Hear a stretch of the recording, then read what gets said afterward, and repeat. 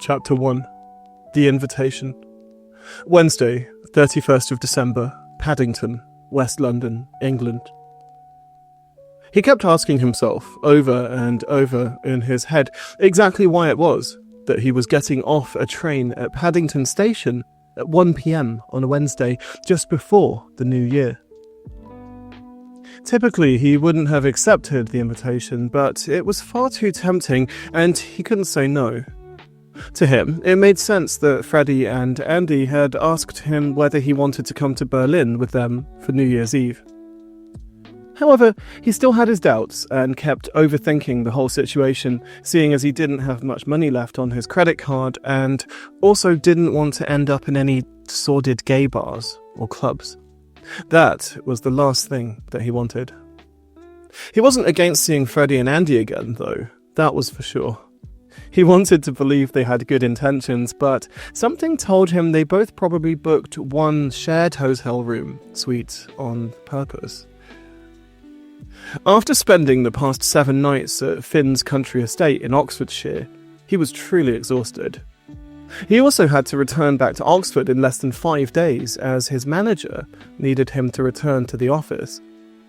Though he was certain she wouldn't even be there, so he could stay in London longer if Freddy and Andy required it of him.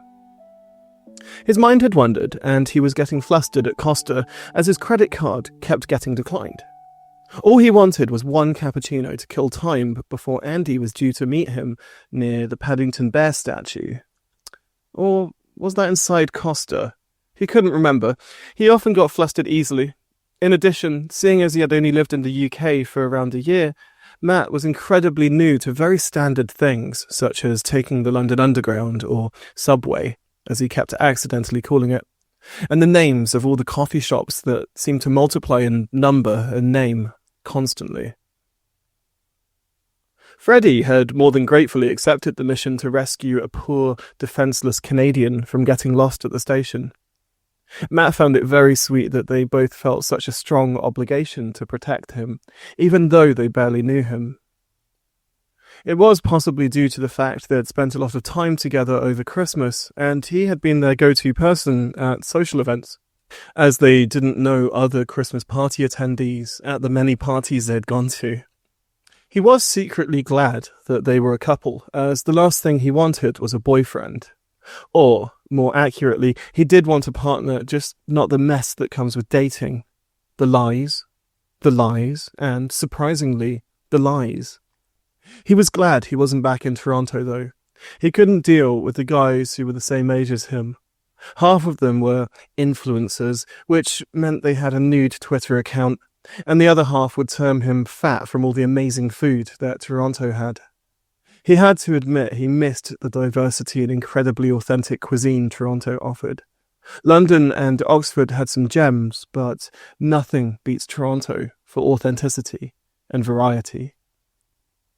He was about to entirely abandon his cappuccino purchase when he heard a voice from behind, and then a gentle tap on the shoulder. "Matt, you're here." It was Andy. He had a delicious smile and looked fantastic in a black gilet, white shirt, and some very well-fitting light blue jeans. "I'll get your drink. Don't worry." He saw Matt's card being declined for a second time as he had approached him. He took out his phone and tapped it for him.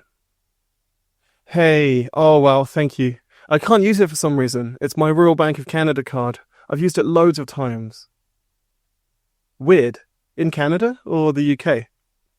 Matt looked confused. Don't all credit cards work the same wherever? Ugh, so dumb. No, silly boy. The Canadian ones use Interac, whatever that is. Look, you can't use it here. The barista handed the cappuccino to Matt with a kind look on her face.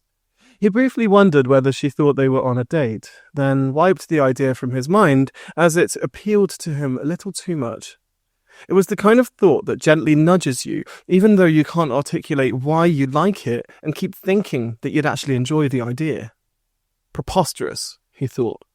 Andy has a boyfriend. Don't be silly. Let's head outside. Freddy's waiting for us. He was trying to explain to the cab driver how to get back to Fulham.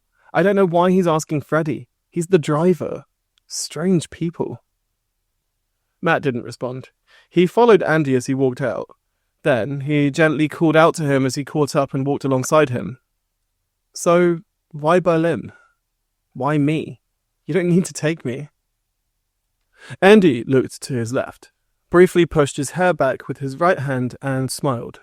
It was a wry kind of smile, not beaming, just enough to crease his cheeks and make him look frightfully gorgeous. There was something about a shirt with a collar on a guy. Matt loved the way the gilet collar and the white collar both brought out his jawline. Although Matt was 11 or 12 years younger than Andy, he looked almost the same age as him, possibly slightly older at 25 or maybe 27 at a stretch. Andy was slightly taller than him, had a husky, well-spoken London accent, and had an incredibly meaty arse that he had spent the whole of Christmas at Silverbourne Manor oogling at. It was hard not to objectify such a beautiful, prominent asset. In short, Matt was enamoured and had been with both Freddy and Andy when he'd met them a week ago. We felt sorry for you. Also, I have a bunch of air miles, so I use them to get you a flight. We're not in economy class, which is amazing. Can't do that anymore. Sorry for me? Am I that sad looking? He laughed at Andy in a flirtatious kind of way with a smile on his face. He was clearly joking, but wanted to make sure Andy understood that. You're cute, that's what you are. Don't worry, it's my treat. Don't think about it. You're safe in our hands. Hearing this made him feel very warm inside. It wasn't possessive in a bad way. It turned him on to hear it, and he knew they were his kind of people, and he could relax around them. This mattered. Everyone he'd met in Oxford so far had been oddly stuffy and formal. Perhaps London was better for him, both socially and professionally. Guess I'd better behave then. Andy seemed to like this response. He called out to Freddy, who was standing close to the drop-off area. He had a blue theory jacket on, which looked warm. He briefly wondered how good it would feel to wrap his arms around Freddy inside the jacket and feel the warmth of his body. Hey Matt, nice to see you. You look good. Been having less champagne, eh? Freddy teased, abruptly dumping the suitcase handle he was holding and switching his grasp to Matt instead. He pretty much enveloped his whole body. I had a glass of wine with Brian yesterday morning. Apart from that, I've had a good rest, so yeah. Feeling pretty good. Nice. Looking forward to your surprise, Freddy responded, looking searchingly into Matt's eyes. He was devastatingly gorgeous, older, and so hunky. Absolutely. Are we getting lunch before heading to Heathrow? What's the plan? Andy interjected. Yep, I wanted to go to Bizarro. The flight isn't till 4, so I figured we could grab lunch here quickly instead of at Heathrow. We'll jump on the Heathrow Express after. Matt was slightly nervous as he didn't have enough money on him to pay for expensive lunches. He paused before responding, which had obviously made his reticence known to Freddy and Andy. Before he could respond, Freddy chimed in. Don't worry, we're spotting you for the whole trip. Pay us back another time. It's our treat, like Andy told you. Unbeknownst to Matt, the two of them had recently sold some of Andy's more expensive photographs at an exhibition in East London. It meant they could afford the trip and simply wanted to show him around Berlin and give him a good time. Not an act of charity per se, but more of a lovely gesture by a couple of guys who knew that the smallest of gestures could make a difference. They clearly liked Matt, and he could tell by the way they spoke to him, and by now they'd taken time to get to know him over Christmas when they were staying at Silverbourne Manor. He double-checked that he had his Swiss passport with him. He was a dual national, so enjoyed the benefit of travelling freely around the European Union without needing to line up at the non-EU lines and didn't have to pay the visa fee. He was incredibly precious about his Swiss passport and actually preferred it to his Canadian one. He was lagging behind the two of them slightly as they made their way to the Italian restaurant adjacent to Paddington Station, so tried to catch up. They were talking amongst themselves as he managed to catch up with them both. As they approached the restaurant, he was reminded of how lucky he was to be heading to Berlin for New Year's Eve. This would be one hell of a trip, he thought to himself, smiling as he did so and looking fondly at Freddy and Andy. Chapter 2. Berlin, Between Years. Evening, Wednesday 31st of December, Berlin-Brandenburg Airport, Berlin, Germany. By the time they had arrived in Berlin, it was almost 9 p.m. It had taken them a while to get through border control and customs, as Matt had entirely confused the agent with his passport. They'd assumed that as he was using a Swiss passport, he could speak German. He had anticipated it and tried to explain that he only spoke French, which seemed to clear it up. Matt's family had originally migrated from a French-speaking canton in the westernmost part of the country, close to Basel, which was known for being a multilingual as a city and a canton. Freddy and Andy didn't seem to mind this minor hiccup and did everything they could to seem accommodating and polite about the delay, even though they were probably going to be late to a party which was due to start at 10 p.m. They finally found their way to the ride-pooling Abrollbereich area of the airport and managed to figure out how to get to their hotel. They barely had any time, as they still needed to check in and then make their way across the city to Andy's friend's Heidi's apartment, which was where the New Year's party was due to take place. Freddy was talking to the driver and trying to sort something out before loading the luggage into the car. It appeared that the driver wanted to charge them more for the journey as they had more luggage than he had anticipated. It may have been as they were visibly gay, but Matt doubted this, as Berlin was known as a very queer-friendly city. Freddy may have been trying to ask whether they could make a quick stop at a convenience store. Matt heard him trying to communicate like this in German. Können wir Woche noch schnell in einem Laden holzen? No response. They continued trying to communicate with each other, but he didn't seem to be having much luck. He turned to Andy, who had been checking something on his phone. So, what hotel did you two book for today and tomorrow? It's in Mitte, the centre. It's called Hotel Provocateur. You'll love it. Is there enough room for me? Andy smiled. Not in an overtly sexual way, just a kind smile that made it known to Matt that he wasn't being awkward for asking. We booked Provocateur's Maison Suite. It has a king bed, but I think there's a sofa in there for you. They said you could stay. I lied and said we were in a throuple. Matt must have looked a little shocked at this nugget of information, as Andy responded to himself right away. Sorry, I hope you don't mind. Like I said, there's a sofa for you. Or if you want, you can stay out.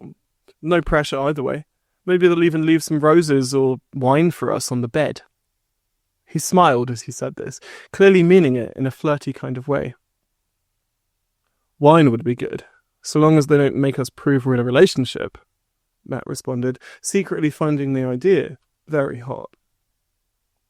Don't worry, if we do have to make out to prove it, I'll take some photos for you to keep. An extra Christmas present for you to keep.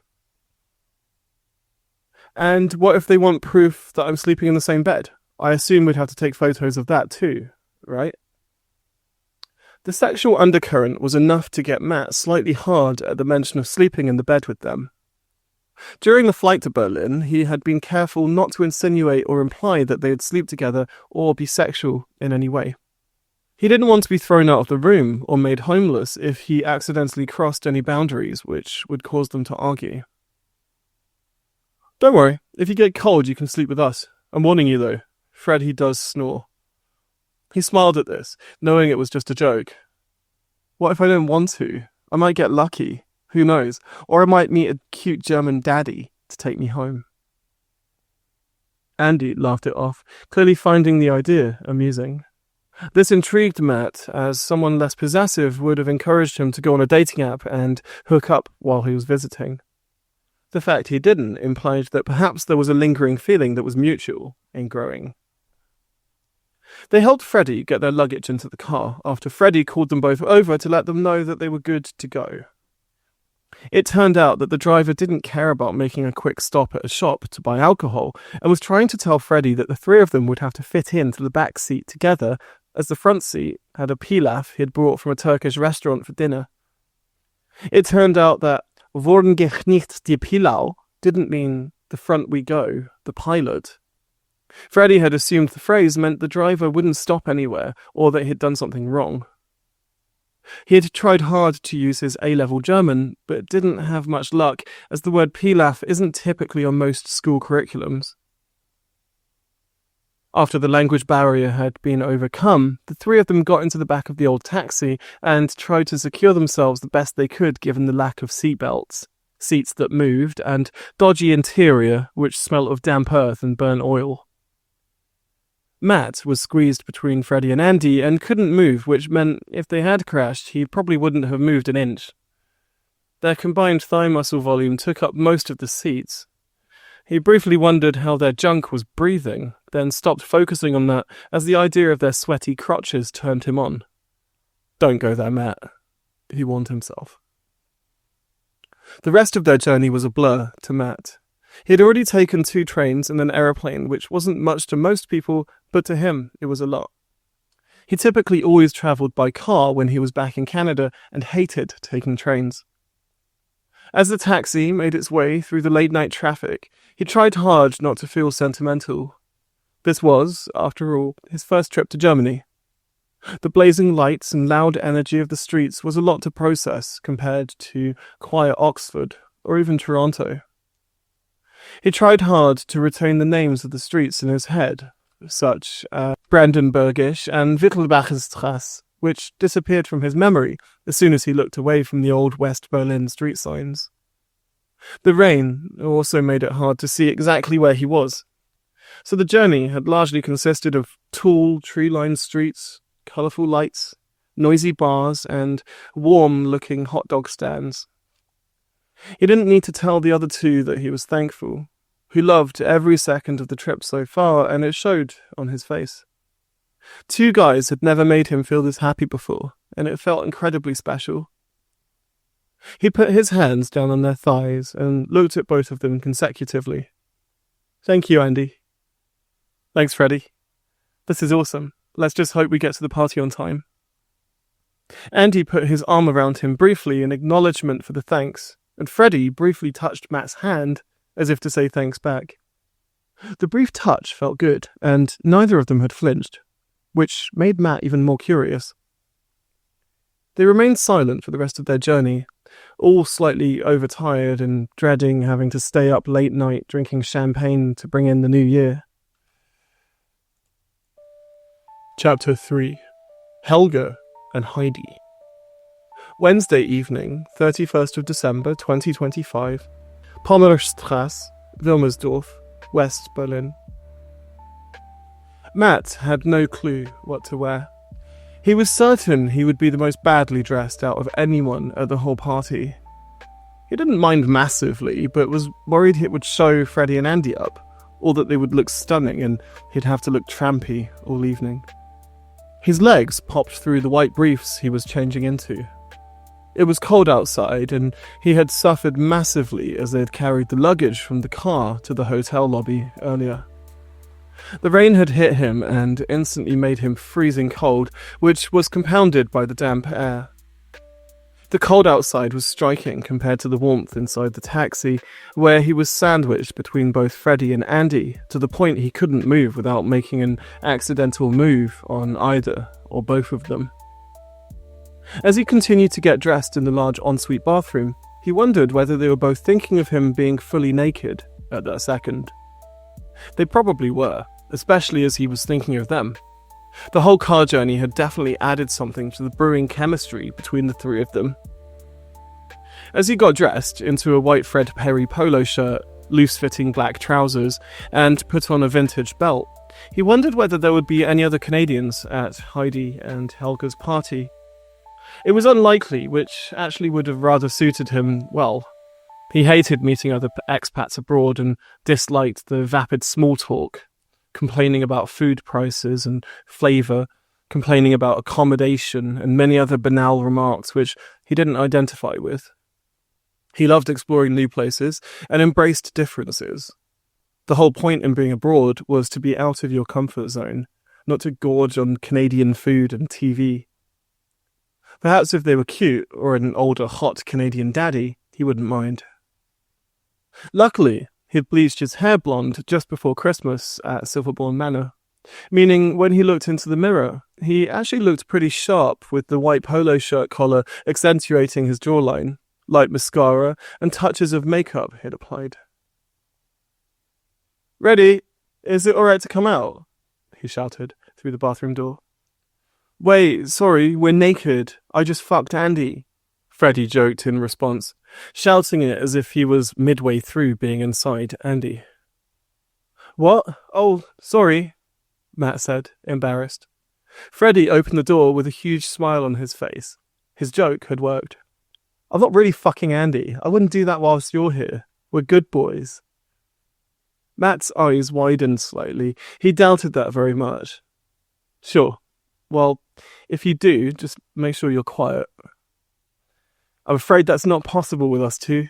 Sorry back at you," Freddy joked again, gently caressing Matt's left shoulder as he tried to lead him into the main lounge area of the suite. "Let's take a photo before we head out. We're like 15 minutes late, but it's okay." Andy was wearing a loose-fitting white dress shirt over a black cotton cashmere crew neck. He had a brown cap on, which covered his typically messy hair. Freddy had decided to go for a more suave look by opting for a black turtleneck sweater with some simple jewellery and his Frederic Constant watch, which had a very dark brown alligator skin band.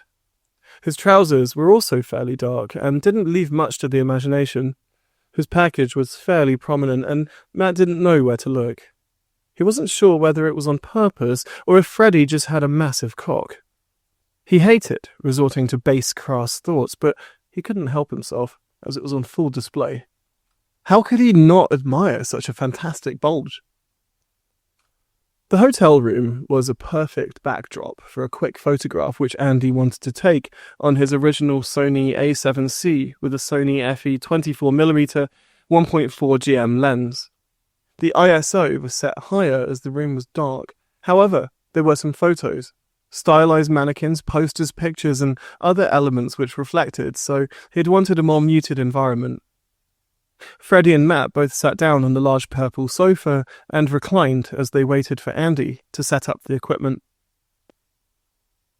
Freddy turned to Matt, whose face was fairly close to Matt's as they'd wanted him to be in the middle again. "Don't be afraid to get close, baby boy." Baby boy. Hearing those words drove Matt insane. He couldn't explain why, it just felt so good to hear.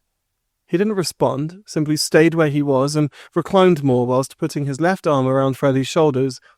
He was shorter, so it didn't quite work. "I said closer. Andy won't fit on." "Sure," Matt responded. "Move your legs closer to mine, here." Freddy grabbed Matt's thigh and physically lifted it until it was over his own leg. Their left and right legs were now interlocked, and Andy was dangerously close to feeling like a smooth putty in their hands. He'd literally do anything they told him to right that second. "Move over some more," Andy said as he sat down to take the photograph.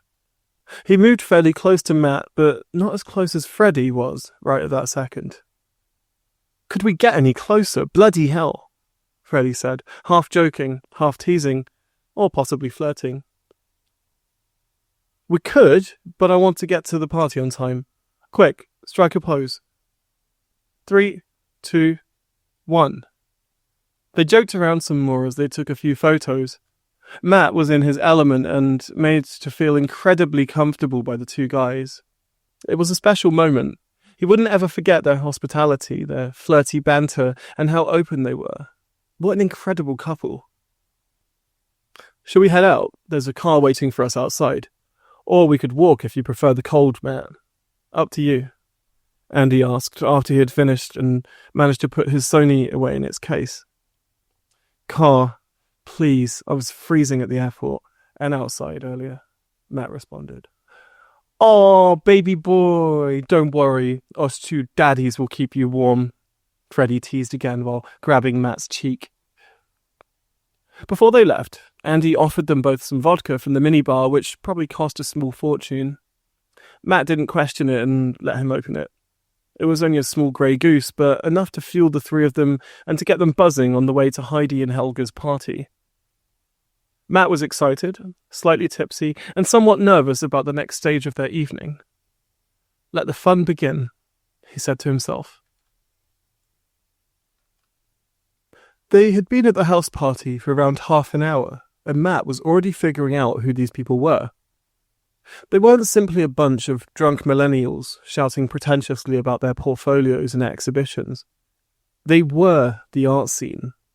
The attendees, mostly friends of Helga's, were deeply involved with the photography scene in Berlin and across Europe.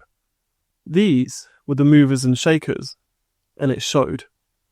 Matt was typically used to boring Canadian house parties or the tepid student house parties in Oxford, where most of the conversation revolved around boring topics, what people did for work, their hobbies, or very vapid gossip or remarks on fashion, clothing choices, and so forth. This was different. He was midway through talking to a lovely woman called Isabella, a visiting fine artist from somewhere in Scandinavia. Wait, so you work in education fundraising? That's so awesome. My friend Charles opened up an education charity in Australia recently. That's so awesome, she asked Matt. Well, it's only been 8 months or so. I'm helping lead a project which helps underserved youth in Oxfordshire and Berkshire get access to arts funding to help with co-creating projects and work with migrant youth. What's Berkshire? Sorry, I don't know England, she responded. She seemed less distracted when she'd found out Matt wasn't straight and didn't want to sleep with her when Freddy had introduced them both a few minutes prior. He laughed. England's confusing, don't worry. It's the part around London, basically west of London, less busy. I guess you could compare Oxford and Reading to Cologne or somewhere. Oh, cool. So you're here with Freddy and Andy? Before he could answer, Helga approached them again. She was a large lady, probably around 190 centimetres or more. He couldn't tell how tall she actually was, as she was wearing some very large house slippers or Hausschuhe, which seemed more akin to clogs, thereby giving her at least 2 inches of extra height. Her look was augmented by a light green-brown tweed jacket and a brown woolen shirt underneath. It could have been Hessian or hemp, but it was more likely that it was just incredibly vintage, possibly from the 1930s or 1920s. She had a brown woolen pencil skirt on and fairly long white socks. It was a whole look. Matt didn't quite understand it, but appreciated the weight of her presence. She said nothing as she handed them both 2 large glasses of Krautlicher, which was a herbal schnapps which tasted slightly bitter, but also herbal and pleasant, similar to a cough sweet. She nodded severely and almost formally as she took the glasses away once Isabella and Matt had taken their shots. Freddy and Andy had introduced Helga to Matt at the beginning of the party as they had walked in. From the moment he had laid eyes on her, he was transfixed. As well as a fairly vintage-looking outfit, she had the most awesome hair he had ever seen. It was jet black and pulled back with a slight parting in the middle. Either side of her head, the hair had been pulled into 2 distinct buns. They looked like cinnamon buns to Matt, and he didn't quite know how to take it. She had the presence of a military commander or an incredibly stern headmistress of a school. She was also mute. Entirely mute. This made communication somewhat difficult. She seemed to thrive in this current environment, and each of her guests seemed to respect her and give her space. In essence, she was commandeering in a very powerful, significant way, which was testament to her award-winning photography, which had recently been on display in Hungary. Matt stayed quiet as he tried to search his brain for the correct German words to say to her. Isabella filled the gap, thanking her in Swedish. Tack så mycket. And then a quick danke afterwards for good measure. Helga looked at Matt searchingly into his eyes. Her eyebrows were something else, thick, black, and slightly shiny. She could command armies with eyebrows like that, Matt thought to himself. He was somewhat intimidated and panicked. Danke schön? He tripped up. forgot the last word. She smiled. The over-pronunciation of the last word was far too formal and silly-sounding for the current environment. Considering the French synth music was blasting out, making him seem overly polite or formal. She placed her hand on Matt's shoulder and gave him a comforting smile. She had some gaps in her teeth, which Matt couldn't stop staring at. Fortunately, at that moment, Andy came and rescued him. He'd probably seen Helga approaching and knew that Matt might trip up. Isabella chimed in as he approached. "Your boyfriend's quite funny, Andy." "Very funny." "Boyfriend?" Matt asked incredulously, slightly embarrassed. Andy laughed. "No, he's just a friend. Freddy's my boy. We're just taking care of this little cutie for New Year's Eve." Isabella probably assumed there was more to their trio than Andy was letting on. She smiled knowingly and started talking to Helga using some form of sign language. Perhaps learnt through interpretive dance, or perhaps it was some kind of living performance art which only the both of them wanted to take part in. Matt wasn't sure, and decided to let them get on with it, turning his attention to Andy instead. "Found any hot German daddies yet?" Andy teased. "Not yet. Looks like I'll be staying in your suite tonight. Sorry," Matt teased back, knowing Andy didn't want him to hook up with anyone else. Before Andy could answer, they both turned around as Helga and Isabella had started making large, wild gestures. Some of the other attendees were clearly au fait with what was about to take place and started moving some of the furniture to the edges. This was clearly a planned or known part of the evening, and the guests who were in attendance knew what was about to happen. A piece of slow music was playing in the background. "Because This Must Be" by Neil Fromm, which augmented their circular movements perfectly. The arpeggiated rhythmic piano matched their slow mirrored movements perfectly. They stood facing each other and made gestures with their hands. Isabella copying and exaggerating her movements without much precision. They traced each other's hands and started moving their legs, both tracing a circle of around 2 meters in the center of the room, which was gently lit. A breeze came through the window as silence fell on the room around them, the attendees waiting in anticipation of the climax of the dance. It was almost midnight. Their movements became larger. A few guests chatted to each other, and the sound of glasses chiming disturbed the quiet of the room. Helga clasped the air and pointed at each guest one by one. Her look was hard as stone. She faced Andy and then faced Matt. She clasped the air again, as if to tell Matt he ought to do something. He wasn't sure what to do. Andy nudged him gently. "Copy her, trust me." He was slightly perplexed and entirely out of his depth. This was far, far too European for him. The piano was softly playing in the background, gently arpeggiating what sounded like a minor key. He stuck his hand out toward Helga and Isabella as if to touch them. Isabella extended her own arm, and Helga followed suit. Somehow, the movement made sense.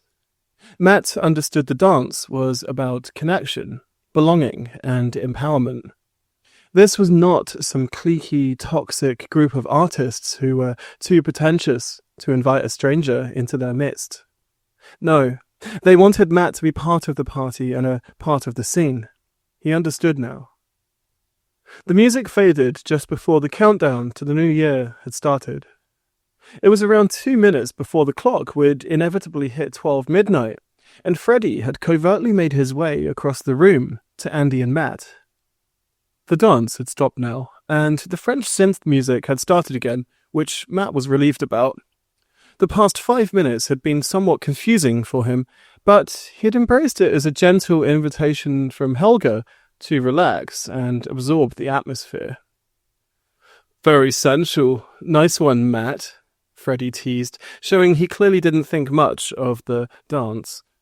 He was far more down to earth than Andy and the others in the room, especially seeing as he worked in consulting for an architecture firm.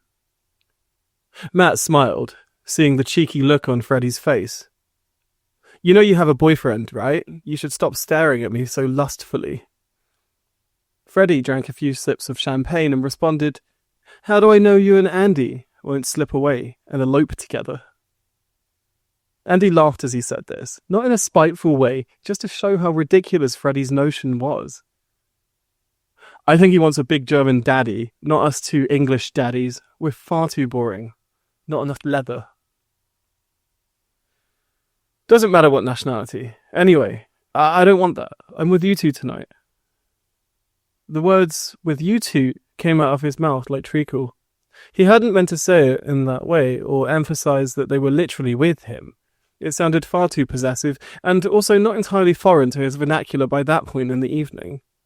He looked down at his champagne glass and wished a hole would appear in the floor and swallow him up whole. "Who says you're with us?" Freddy teased, a cheeky glint in his eye which told Matt he was being cute enough that the both of them didn't find him threatening or too forward. At that moment, the room went silent with anticipatory chatter as the clock counted down closer to midnight. It was 30 seconds until the clock would hit 12 and they'd be in 2026. Seeing that the clock was almost close to midnight, Andy reached in and kissed Freddy early and took a selfie with his phone. He heard the room shout, "Zen!" 10 seconds to go. Andy then put his phone away and reached for Matt. He didn't expect this and wasn't sure what to do. Andy kissed Matt squarely on the lips as the countdown started. He could taste him. The distinct taste of tart champagne, slightly sweet but warm and inviting. It felt so good. Their tongues touched and searched each other's mouths. He could smell the Chanel Bleu fragrance clearly through his nose, noting its sweet scent mixed with the slightly damp smell of his dress shirt, which he'd worn outside earlier whilst he smoked with Heidi, Helga's girlfriend. 5. 5 seconds to go. While his eyes were closed and he was still glued to Andy's mouth, he felt Freddy coming in at the side. His arms reached around Matt and Andy's bodies as his stubble-clad throat pressed against them both. It felt incredible. He could taste them both and feel them both searching for some unknown target with their tongues. He was the target. Their lust was the target. "Good boy," Freddy said gently in Matt's ear as the countdown almost reached its climax. The room erupted in gentle celebration. "Eins! Frohes Neujahr!" They carried on making out while the rest of the room erupted in indistinct German and English chatter, all wishing each other a happy new year, and certain phrases which meant nothing to Matt, including "Auf ein gesundes und glücklich Neujahr." In background, an ancient recording of Auld Lang Syne played, possibly from the 50s or earlier. "Happy New Year indeed," Matt said to the both of them, looking in both of their eyes as his hand still gently held both of their torsos. "That was unexpected. Happy New Year," Freddy chimed in, clearly slightly shocked that the three of them had just made out. "Looks like you aren't getting a German daddy after all, Matt. Sorry," Andy added, clearly enjoying having instigated the three-way kiss. "Who says I want a German one? Maybe I'm happy with an English daddy." Andy raised his eyebrows, clearly enjoying the idea. "Or two." Andy and Freddy both turned away at that moment, distracted by others around them who hadn't noticed them kissing, but who wanted to wish them Happy New Year, exchange hugs and take selfies. Matt was trying to compose himself. It was such a hot, brief interaction and had only lasted around 30 seconds at the most. It just wasn't expected or necessary, but it had made him glow inside. He was beside himself and didn't know what to do or how to take it any further. As no one was talking to him, he decided to check his phone. There were a load of notifications, far too many to respond to meaningfully, mostly from friends back in Oxford and Reading. His Toronto friends still had 4 or 5 hours till the New Year countdown would start. He did receive a few messages from friends who anticipated that he would be celebrating ahead of them in the future, deciding to also check in to ensure Matt was safe, as friends ought to. He was entirely lost for words, and Most of the rest of the evening was largely composed of him talking to various photographers and artists with Freddy and Andy by his side, passively listening and nodding in agreement or accord when it seemed socially acceptable. He was exhausted. Not only linguistically, but culturally. It wasn't simply that he was in Berlin at a strange avant-garde house party. The strange smells, music, and social norms. His aloofness had really come into play as he couldn't stop thinking about Andy and Freddy, his new English daddies.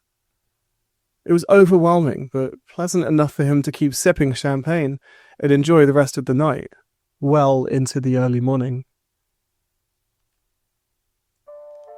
Intermission. Braveheart loves sweet and sour.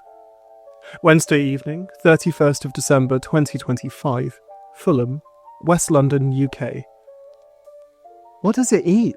Why won't it eat the food I put out? It's literally organic, raw dog food. Finn asked the room.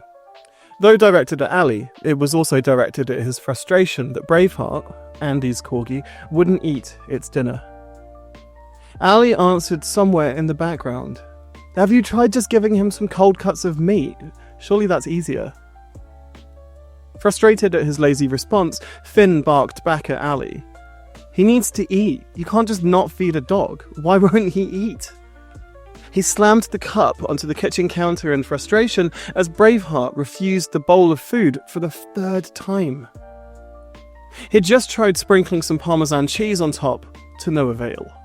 Braveheart just nudged it with his golden schnozzle and looked up at Finn hopefully, as if to say, I know you're hiding the good stuff. Give it to me. It didn't help that he kept wiggling his soft, fluffy bum in Finn's direction and kept making small boof sounds every few seconds. Not quite barking, but enough to signal to him that the organic kibble was not going to be consumed. It was a miniature protest instigated by some unknown factor that Finn was at the end of his tether trying to figure out the solution to. He left the food on the corner of the kitchen and focused on Ali instead, and the fireworks that were playing on TV. It was 11:04 by their watches, meaning they still had time to go until they reached 2026. Finn expected to get something from Freddy or Andy in the group chat, but couldn't see any messages. As he was checking the group chat, he noticed his Chinese food delivery had arrived. He was made aware of this not only by a notification on his phone, but also by Braveheart's sudden and rapid appearance at the front door. This dog is a bloody nightmare. Why did we get a corgi? Why are we taking care of this corgi? They have such huge personalities, he said to Ali, who was engrossed in some 30-second reels on Instagram or some other social media platform. His disinterest in the current situation briefly annoyed Finn, especially at having to hear a succession of at least 10 or 20 varying songs and noises from the posts that Ali was flicking through. It wasn't that he didn't do the same, but when you aren't watching the social media videos yourself and only listening to the inane, disparate sounds they made, it confused the mind and made it hard to focus. In the space of under a minute, Ali's phone had played Auld Lang Syne, a comedy sketch from the 80s, some gardening tips reel, a very unfunny comedian, and some muscle daddy go-go boys dancing to some loud, tropical-sounding Brazilian music. It was far too disparate and distracting to make any sense. Maybe you should message them. Also, maybe we should check that Matt isn't driving them crazy. Finn assumed they were taking very good care of Matt. He wasn't particularly annoyed that they'd invited him along with them to Berlin. After all, he and Ali had fucked him last week. He was cute, but they knew he wasn't looking for a boyfriend or throuple situation. I'll get the food first. The driver dropped it by the door. As he approached the door, a golden ball of fluff with 4 stubby legs tried to escape between his legs as he opened it. Right away, his insanely long muzzle poked around the aromatic bag of Chinese takeaway and looked up at him hopefully. He could have been crying, but even for a corgi that would have been far too dramatic. The driver had already left the food at the door, however, Finn still said thanks impulsively to the empty street outside. He wasn't sure why he always did this, even after the driver had clearly left and wouldn't hear him. He was becoming far too acclimatized to British awkwardness and politeness, to the point where he was giving his thanks to empty spaces around him. Weird, he thought.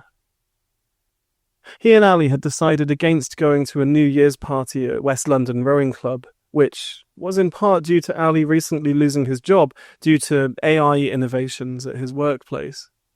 Though innovative wasn't really the word for it. The correct word would be regrettable tech upgrade, which won't do anything but cause employee consternation and resentment. He laid all of the food out on the counter and looked in glee as the pantheon of different Chinese dishes greeted his hungry eye enthusiastically. Though the portions were smaller than how he had remembered them back in America, he was still happy. They'd ordered sweet and sour chicken balls, prawn toast, prawn crackers, curry fries, egg fried rice, and some crispy beef. He then noticed a small, urgent scratching and pawing at his right leg. It was Braveheart making himself known. Finn put the pieces together and realized he was playing a game. He knew exactly what was happening. The manipulative little sentinel had anticipated that they were waiting for Chinese takeaway to arrive. He must have known something was up as they weren't eating any dinner, thus finding it suspicious that he was getting fed while they weren't. The corgi must have managed to anticipate imminent food deliveries and known that if he held off, he would eventually get some sweet and sour chicken balls or crispy beef. Ali called gently across the room. "Just give him some. Poor thing must miss Andy and Freddy. Just a chicken ball or something. Come on, babe." "It's not healthy, though. I guess we can't just ignore him," he responded, looking down at the corgi, who, by this point, was almost in tears. His tear troughs were wet and hopeful, and in gleeful anticipation of the salty junk food. "Fine. That's all you're getting, though," he said, as he put down a small selection of fried rice, crackers, beef, and chicken. He took a photo of Braveheart eating dinner and sent it to the group chat so that Andy could see that he was finally eating. He was slightly frustrated when all he got in response was a photo of Andy, Matt, and Freddy all making it out. A three-way kiss. How stereotypical. "Ali, they've done it. I knew they would." He showed Ali the photo of them all making out. Typical bloody Canadians. "Babe, we had him first. Let them have some fun." It was bloody hot to look at, though. He couldn't deny that. Part of him was secretly happy for Matt, especially considering he probably had a fairly boring life in Oxford and back in Toronto. He messaged the group chat back. "Happy New Year, guys. Enjoy." He and Ali finished their meal, put Braveheart to bed, and finished their second bottle of Paul Roger champagne as they watched the fireworks on TV. It was more of a subdued evening than they anticipated, but part of Finn felt happy that they were able to take care of the bothersome little corgi. Perhaps that was the magic of owning a pet. Sometimes it stops you from making bad decisions. Besides, at least champagne was cheaper to drink at home. They finished their meal. Finn raised his glass to the TV screen as the countdown took place, quietly happy they didn't have to navigate the social chaos of a party at the rowing club. He smirked as he toasted Andy, Freddy, and Matt from the comfort of his sofa. "Happy New Year, guys. Don't do anything we wouldn't do." Ali turned his head and smiled, obviously finding this hilarious. "I'm sure they'll have a fun evening. Don't worry, babe." While he was jealous, he didn't mind. He had his gorgeous boyfriend next to him, a tired corgi on the floor, and at least 2 more bottles of Paul Roger to drink. Definitely a perfect start to the new year. Chapter 4. Through Freddy's Lens. Thursday afternoon, 1st of January 2026, Café am Neuen See, Tiergarten, Central West Berlin. His head was absolutely killing. He couldn't think properly and had decided to take Matt to get some brunch in the centre of the city as he didn't know what else to do with him. It would be crass of them to stay at the hotel while Andy was out working on some photography projects in Kreuzberg, especially as he didn't want to make Andy unwantedly jealous or something. Instead, it made more sense to show him some of the sights in the centre after getting some food inside him to cure his severe hangover. His mind was entirely numb, largely due to the amount of vodka he'd consumed along with a lot of champagne, which had varied in taste and quality.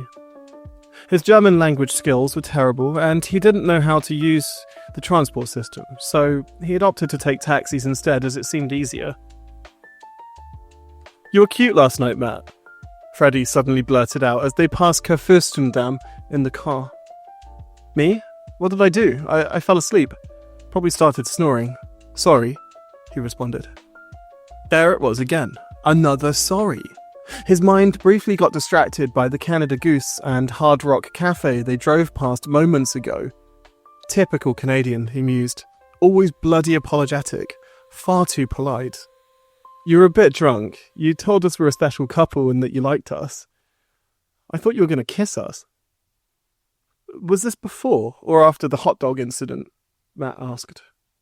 Freddy chuckled. He was referring to their journey home. While they'd only needed to walk less than 100 metres from Heidi and Helga's party, they'd decided to order some extra food as Matt and Andy were hungry. They found a street vendor outside the U-Bahn on Constanzestrasse and were excited to give Matt some authentic German sausage. When they'd returned home, it turned out they'd spent nearly €50 on what turned out to be vegan hot dogs and street meat. Everything was really tasty, but literally the last thing they had intended to buy. "Don't worry, we'll get you some German meat, or any meat, depending on how hungry you are." He flashed his eyes flirtatiously at Matt, and a small smile appeared briefly on his face. He was too tired for anything more energetic. Matt yawned and sat back. Even though Freddy was tired and distracted by the sights and sounds of a sleepy Berlin on New Year's Day, he still caught a few glimpses of Matt. He was obviously slightly nervous and unsure about the trip, though he had clearly enjoyed it so far. He briefly wondered whether Matt was sad that the three of them hadn't hooked up after the party, or whether he was sad they didn't go clubbing or something. As the car pulled in closer to Tiergarten to drop them both off at Café am Neuen See, he reached over and spoke to Matt. "Thanks for coming, by the way. Andy and I are grateful. It's been a weird year for me, so I appreciate having someone else around." Matt obviously didn't know what to say in response. It was perhaps too sentimental and unexpected, even for a Canadian, with all their politeness. He smiled back at Freddy and placed his hand on his left knee. It was warm. "It's cool. Just trying to absorb everything. I'm glad you two invited me. Honestly, it's what I needed. Oxford can be so boring." "I bet. How are the guys there? I imagine the dating scene is dead." "Well, I have fairly low standards, so you can take a guess." Matt was teasing him. He figured he'd get a better answer out of him after lunch, or a few martinis. At that moment, they'd just arrived at the restaurant, so all he could think about was a fresh orange juice and maybe a few more martinis. That would solve everything. At least until tiredness kicked in, and he'd need a nap in a few hours. He wasn't sure how to say thank you in German properly, but Matt had taken the initiative. It turned out he had had a crash course in it last night after Heidi, Helga's girlfriend, had noticed he wasn't able to communicate.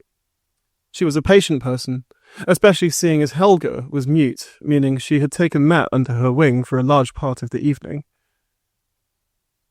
Matt ordered pancakes, which he kept on calling flapjacks, a pornstar martini, and an espresso shot.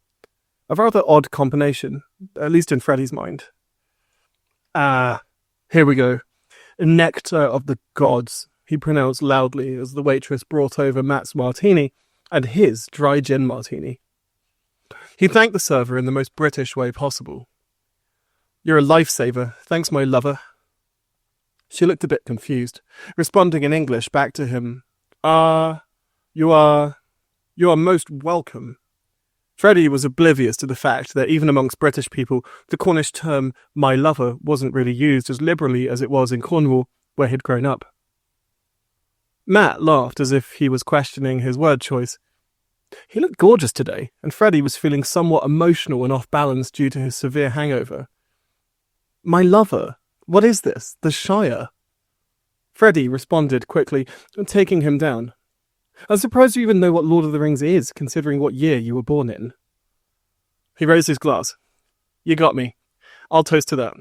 Happy New Year, Freddy." "You too, cutie." That felt good saying that. It was bad, but it felt so good. It wasn't due to Andy being aloof and therefore emotionally unavailable that he enjoyed saying it. It just felt good to make Matt feel good. Not that it really made much sense as to why. He didn't question it further, as he could see Matt was enjoying the attention, even if there were strong romantic undertones. They finished lunch, which turned out to be the same price as the entire vegan hot dog fiasco early that morning after the party, and walked through the park to the river. They ended up wandering slightly northeast through the gardens for what seemed like hours, though that was possibly how it had felt, seeing as they were both so caught up in the moment and infatuated with each other. Matt seemed apprehensive that their friendship would cross boundaries that Andy would be angry about. He vocalized it to Freddy in his very open Canadian way. "So, you and Andy, am I stepping on any toes?" "What do you mean? We invited you." "Yeah, but, is Andy okay with us spending time together like this?" He looked over at Freddy as he said this, being careful with his words. He had his hands in his pockets and a cream-coloured cashmere scarf wrapped carefully around his neck. He was around 1 or 2 inches shorter than Freddy, which made him seem even cuter. He looked so darling, all wrapped up and cozy. It made Freddy smile. "Well, he's obviously fine with us going for a quick brunch date. I doubt he'd be very happy if we stayed at the hotel having sex." He paused as he said this, realizing that he actually would love to be inside Matt right at that second, making out with him and sleeping naked next to him all afternoon. "Yeah, but we could. Not my style, though. You two are your own thing. I don't want to get in the way." It would have saved me €50 on lunch and another €40 on the extra martinis we bought, but sure. Let me know ahead of time next time, Freddy teased.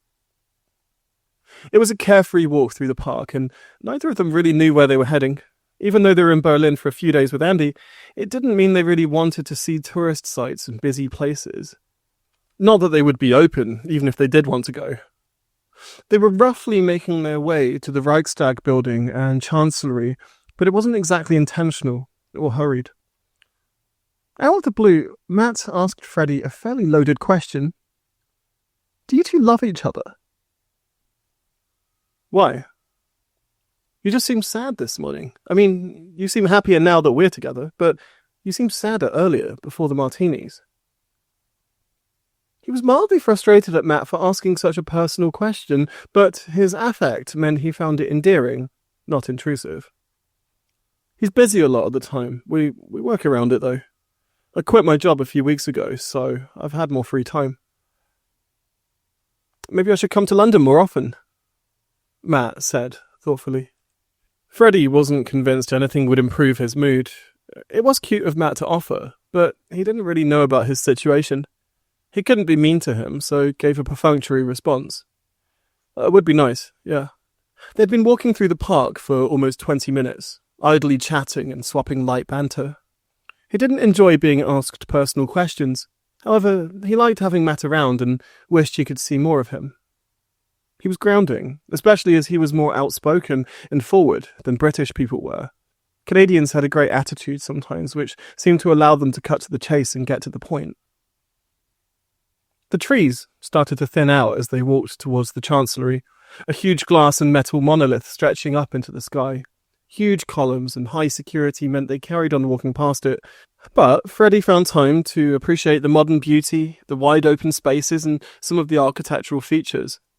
It was gorgeous, but not if you craved more traditional-looking buildings. Matt's question about love had struck him hard, and he wasn't sure how to reconcile the thoughts in his mind. Did he love Andy? What was their situation really like in honest and stark actuality?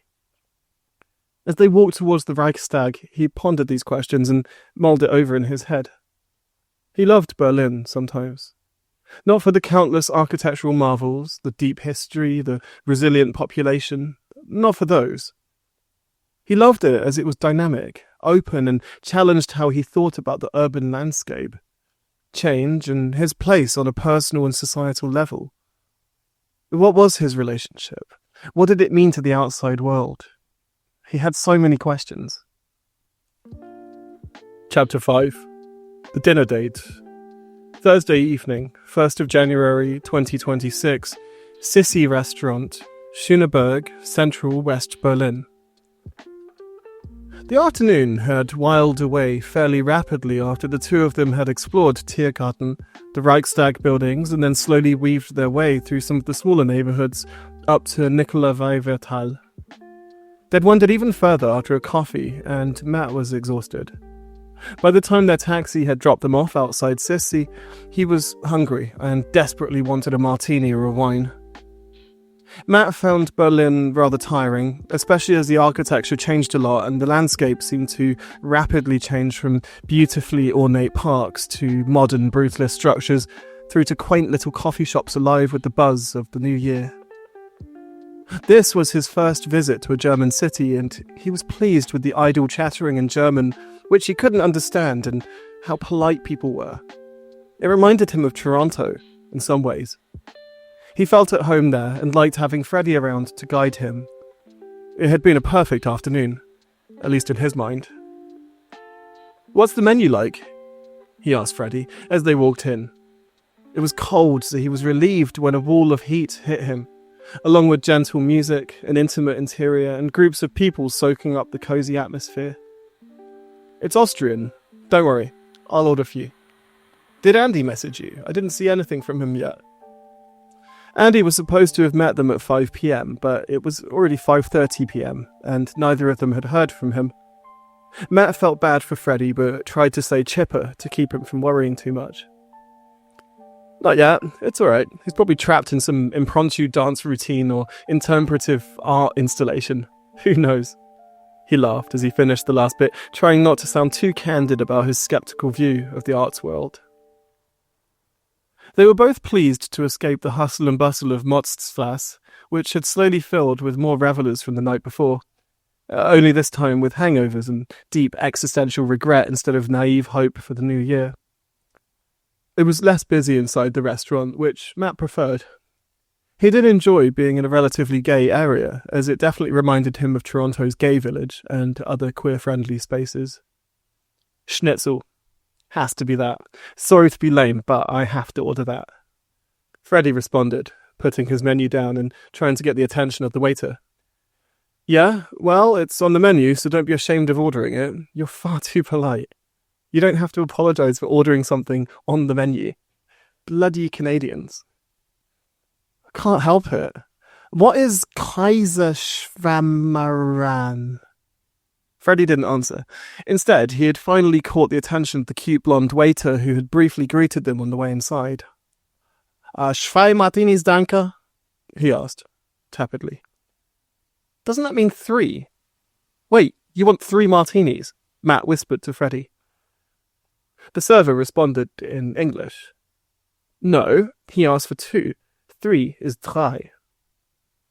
He smiled as he walked off, clearly enjoying having heard 2 tourists scramble to find the right words, even though he spoke perfect English, as most Berliners did.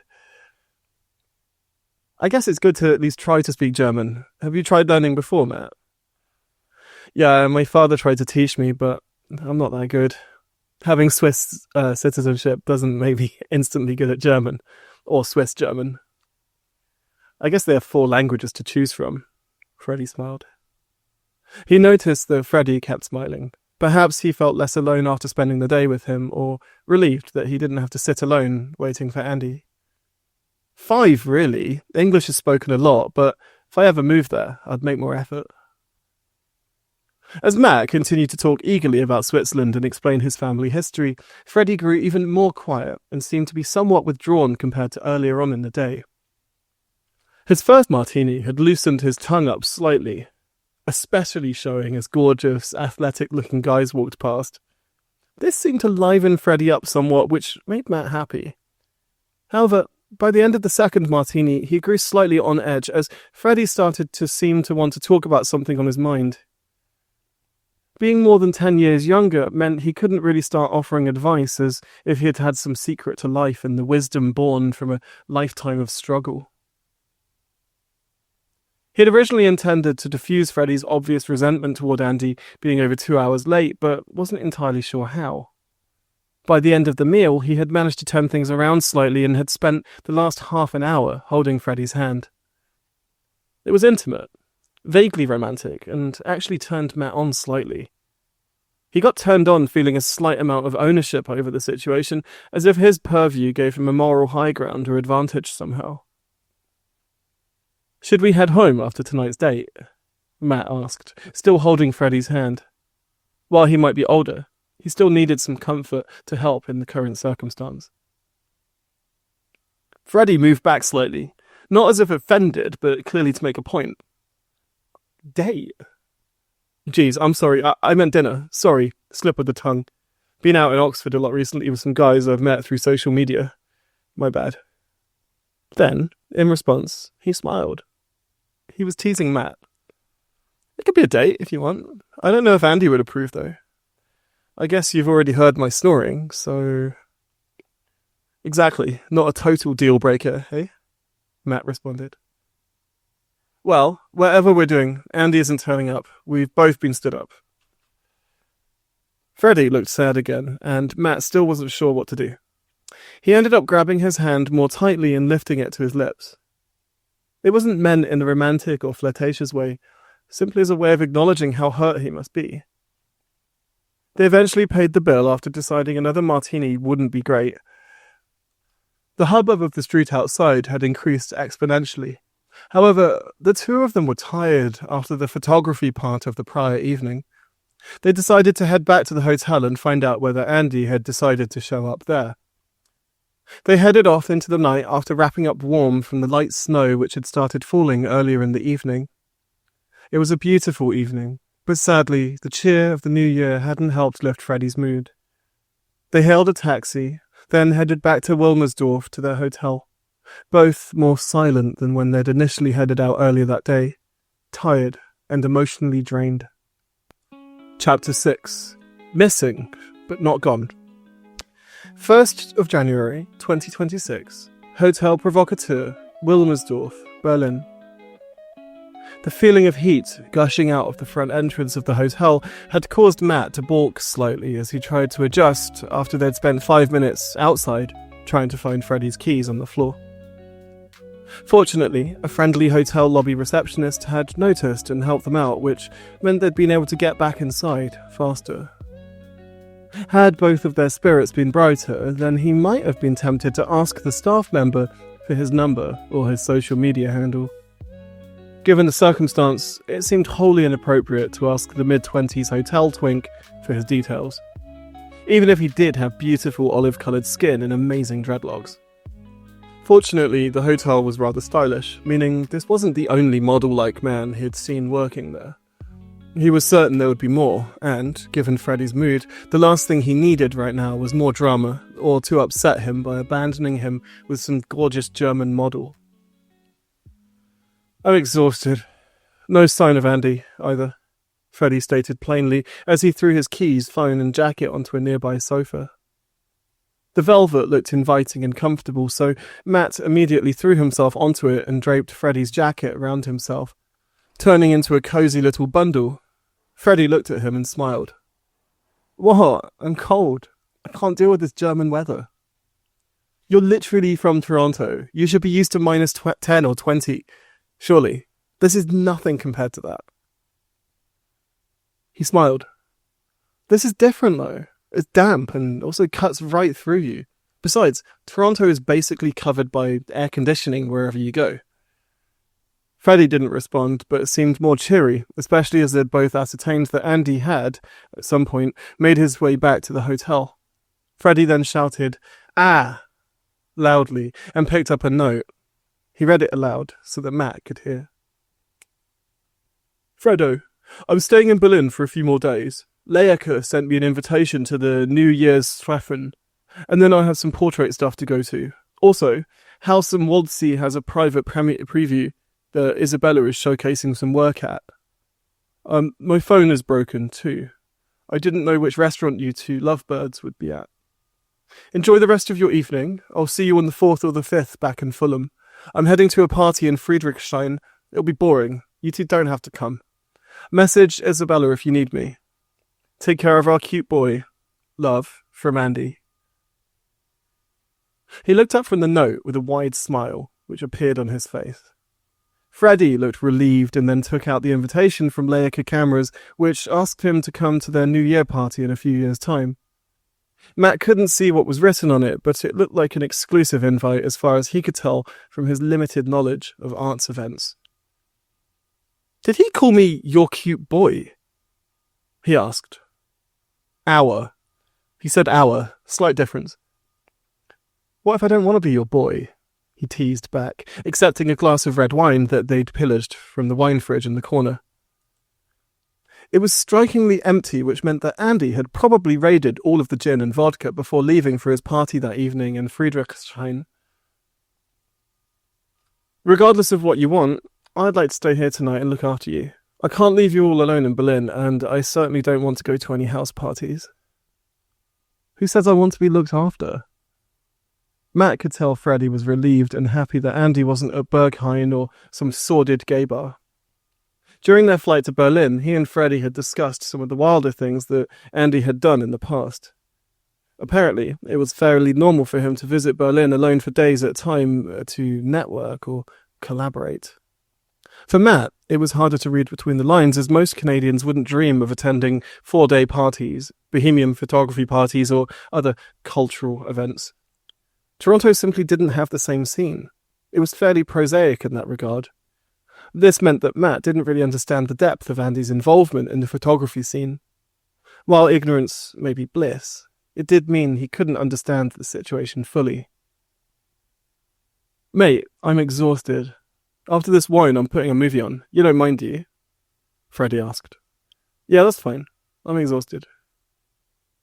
Freddy had initially dropped his jacket on the sofa and proceeded to remove his sweater and then his t-shirt, then stripped fully down to his underwear before slipping on some shorts. Didn't expect that, Matt teased. Don't get too excited, he responded as he moved the jacket, scarf and other belongings off of the sofa and plopped himself next to Matt. He looked over at Matt and thanked him for being there. It means a lot, seriously. Our date was cute. The word again. Date. It struck him hard, but in a good way, giving him a slight hard-on again. He'd felt that same thing earlier when they were back at the restaurant, staring into each other's eyes.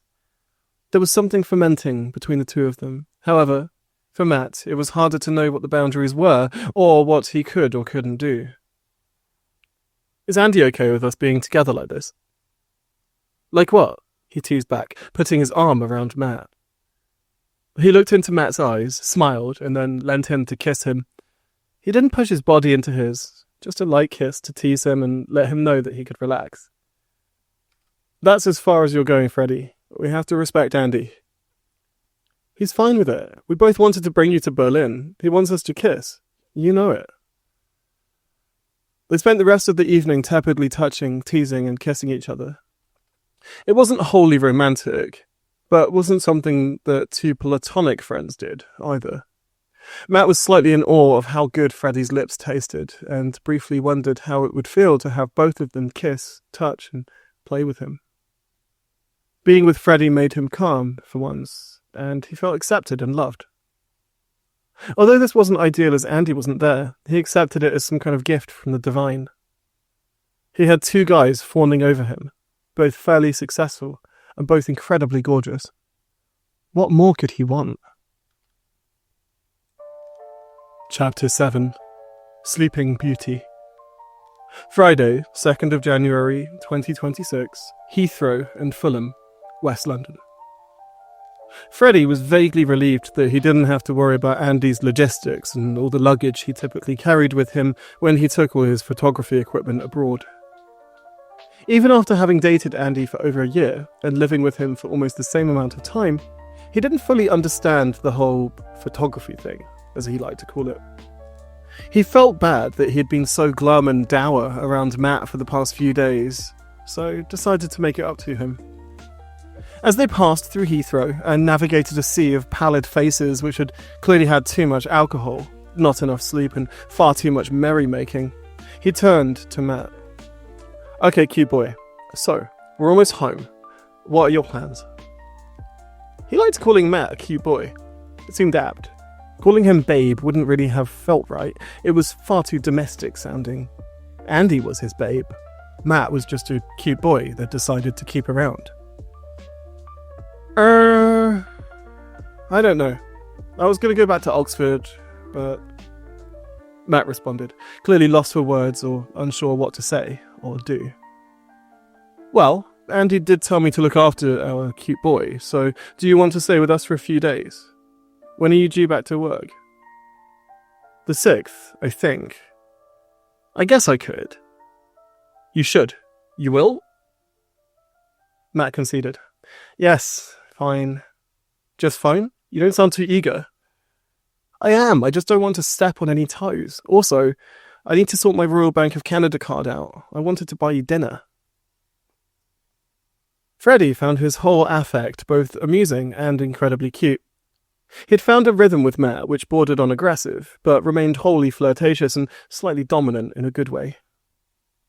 His tone wasn't exactly romantic in a typical sense, especially as this situation called for a more tactful approach to trying to win Matt over as a suitable third for him and Andy to date. He also hated the idea of being unconventional, so tried to reinforce boundaries that demonstrated to Matt that he and Andy were still clearly a couple. It was a fine line to traverse and could have been tricky, but Matt's easygoing demeanour suited the situation well. So far, he'd ascertained that Matt was happy to be their boy in a dating sense, but not a boyfriend. That was obviously impossible, considering he lived over an hour and a half away, in Oxford. Freddy hated taking trains, so they had decided to take a taxi from the terminal back to Fulham. It wasn't a long journey, but it was fairly bleak outside, which meant he kept apologising to Matt. For some reason, he felt responsible for the grey skies, the rain, and the traffic. It was a symptom of knowing that Matt wasn't from the UK, meaning that he felt obligated to say sorry every time the country wasn't as lovely as his home country. Freddy had a weird mind which typically overthought situations such as this. However, Matt didn't seem to notice and seemed more interested in holding Freddy's hand and touching his leg than he did in hearing about the weather. By the time they had reached Fulham, they had both largely fallen silent and stopped talking. Perhaps it was due to them having spent the past few weeks together for Christmas at Silverbourne Manor with their group of friends, or maybe they were simply both too nervous to know how to deal with the new situation that had occurred between the three of them. It was a novelty to Freddy. However, he did have experience vicariously of what a throuple was like, as Ali, Finn and Brian had once been together for a year or so. He'd picked up cues and some tidbits of information which helped. One of the most important things was to not overthink the whole situation. "Alright, so, we have a spare room which you can use. Pop your stuff there, and I'll make us some lunch. What do you want to eat?" "Beautiful apartment, I mean flat, sorry," Matt responded, looking around the old Victorian front room and taking in some of the gorgeous features, including the restored fireplace. Food. Nothing German, sorry. Had enough sausage." "Really? Figured you might want more sausage later." Matt smiled. He looked rather timid, so Freddy tried to make him feel more comfortable. He moved across the room and took Matt's bags out of his hands and took both of his hands into his. He looked him in the eyes directly. "Matt, you don't have to feel awkward. Andy knows you're here. We're fine with you being here. We want you here. You need to stop worrying." He found Matt's nervousness cute. He didn't respond and simply planted a kiss on his lips and said, "Okay," in his cute Toronto accent. Freddy pointed out where his room was and then showed him the bathroom and the bike storage, in case he wanted to go for a bike ride along the river. "Or if you want to escape and run away from us both," Freddy joked. He wasn't sure how to deal with Matt entirely, as he was an unknown, an interruption in his usual daily rhythm. He didn't mind all that much, as he suspected Andy would stay in Berlin for a few more days and had actually anticipated it. This meant that Braveheart, Their corgi wouldn't be home for a few days as his dog sitters, Ali and Finn, were both back at Silverbourne Manor sorting out some heating issues. Apparently, when the group had used the hot tub, they'd forgotten to switch it off properly and had flooded the conservatory and caused a minor flood and power shortage. He could hear Matt rattling around in his new bedroom. He was fairly certain he wasn't wanking, but did get briefly jealous that he hadn't been invited. His momentary jealousy was turned to practicality as he tried to find some fresh ingredients in the kitchen to make them some light lunch with. No luck. The refrigerator contained half a bottle of mezcal, some ancient caviar, which had turned rancid, and a selection of sauce sachets from the various local restaurants that he and Andy liked to offer business to at an alarming and expensive rate. "Looks like we're getting lunch out then," he said to himself. "Matt, do you want to get lunch out somewhere?" No response. He poured himself a quick shot of mezcal and went to find Matt. He'd gone silent, so he was slightly worried, though he knew he probably had some stuff to do, such as charge his phone, organise his belongings, and so forth. He walked into Matt's new bedroom and found him fast asleep on the bed, slightly covered by a Scottish tartan blanket. His eyes were closed, and he was snoring ever so slightly. He'd watched Matt sleeping a few nights ago in Berlin and had fallen in love with his facial features and how peaceful he looked. He was stunning, and it was clear why both he and Andy were infatuated by him. Protect this cute boy at all costs was the first thought that came to his mind. Then he took his phone out and took a quick picture of him to send to Andy, who, by now, had replaced his phone. In that moment, Freddy realised that dating a third, or forming a throuple, was more than just carnal desires and other performative activities such as social media posts of the three of them. It was about protection, duty, and feeling obligated toward another person in a shared mutual agreement. It was vulnerable moments which he could share with Andy, whilst also staying true to him and not overstepping boundaries. He sent the photo to Andy and smiled as he put his phone away. He took the tartan blanket and dragged it over Matt's body, then proceeded to plant a kiss on his soft cheeks.